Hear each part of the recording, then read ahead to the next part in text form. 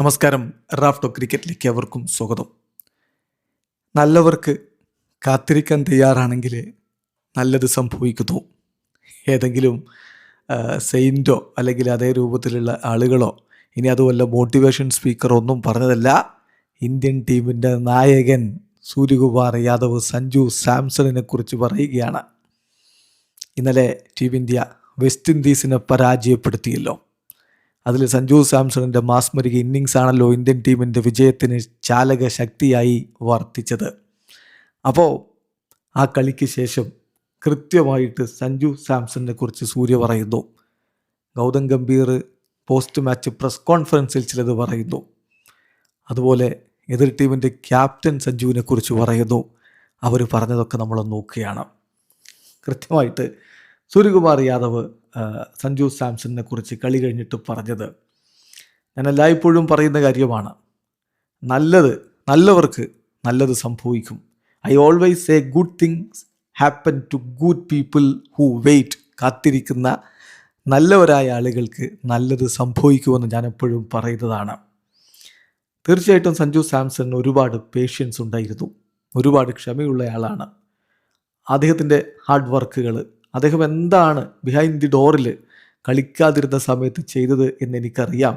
ഇപ്പോൾ അതിൻ്റെ ഫലം ഏറ്റവും പെർഫെക്റ്റ് സ്റ്റേജിൽ അദ്ദേഹത്തിന് ലഭിച്ചിരിക്കുന്നു എന്നാണ് സൂര്യകുമാർ യാദവ് പറഞ്ഞത്. അത് തന്നെയാണ് സംഭവിച്ചിരിക്കുന്നത്.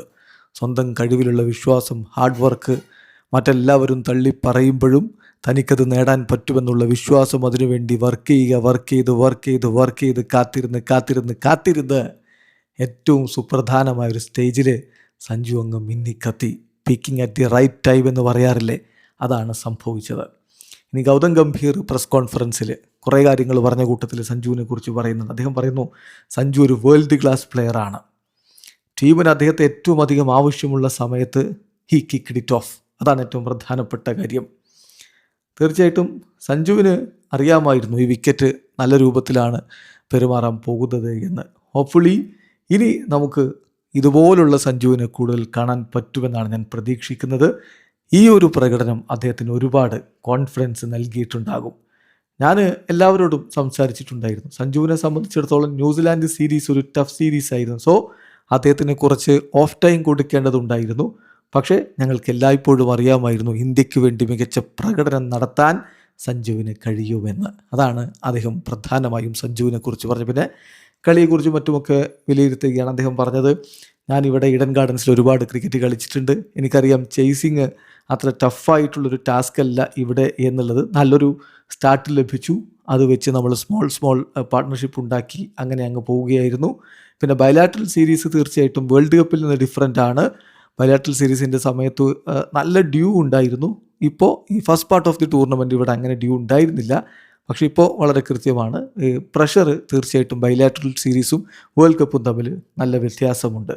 പിന്നെ ബുംറ എന്ന് പറഞ്ഞാൽ അദ്ദേഹം മികച്ച രൂപത്തിൽ നമുക്ക് വേണ്ടി കാര്യങ്ങൾ ചെയ്യുന്നയാളാണ്. Bumrah is a banker and we'll continue to use him in different ways. തീർച്ചയായിട്ടും അക്സറും ഹാർദിക്കും ബൗൾ ചെയ്ത രീതിയിലും ഞാൻ സംതൃപ്തനാണ്. പിന്നെ ഇതെല്ലാം ഒരു മെൻ്റൽ എബിലിറ്റി അനുസരിച്ചിരിക്കും. 195 എന്ന് പറഞ്ഞാൽ ഒരിക്കലും എളുപ്പമുള്ള ഒരു ടാർഗറ്റ് അല്ല.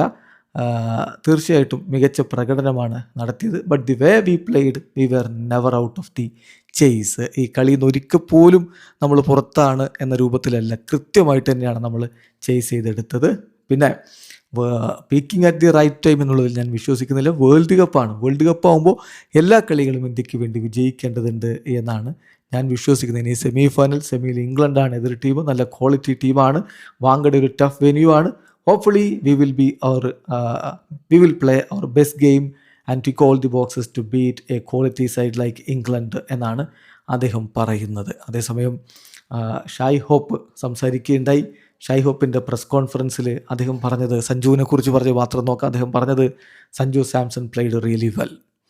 തീർച്ചയായിട്ടും അദ്ദേഹം ഒരു ഗുഡ് പ്ലെയറാണ്. It's just one of those days a batter gets the better of bowlers not taking anything away from him his knock എന്നുകൂടി പറഞ്ഞുകൊണ്ടാണ് അദ്ദേഹം പറഞ്ഞത്. ഇപ്പം അത്തരത്തിലുള്ളൊരു ദിവസമായിരുന്നു.